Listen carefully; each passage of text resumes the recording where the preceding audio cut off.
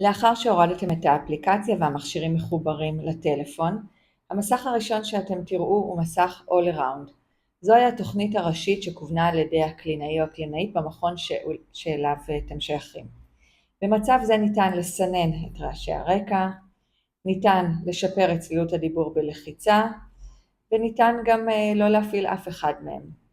כמובן שניתן להגביר ולהחליש את שני המכשירים ביחד, או כל אוזן בנפרד, ימין ושמאל.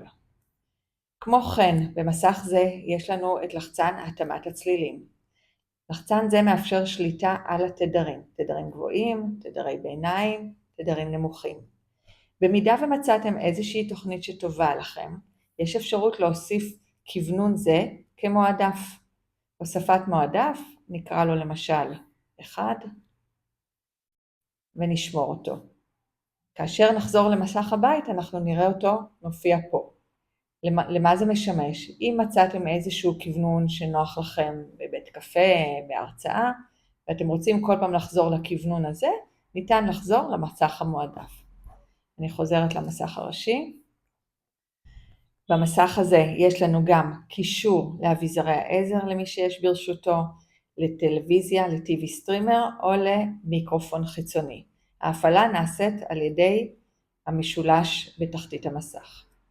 אפשרות נוספת היא לעבור לתוכנית של Hear in Noise, כאשר היא מותאמת למקומות רועשים, כאשר יש מספר דוברים, מחדדת את הדיבור. גם פה אפשר לסנן את הרעשים, שהדיבור יהיה צלול יותר, וכמובן לשלוט בווליום כל אוזן בנפרד או שתי האוזניים ביחד.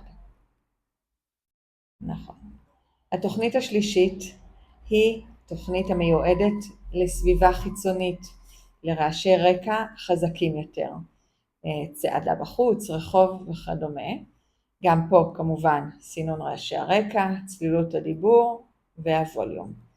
תוכנית נוספת היא תוכנית מוזיקה, שזוהי למעשה תוכנית סיראונד, שמותאמת לאולמות קולנוע, תיאטרון, ויש מצבים שגם אנחנו ממליצים להשתמש בה בנסיעה ברכב, כאשר מרכיב מכשירי השמיעה צריך לשמוע את מי שיושב למשל במושב האחורי.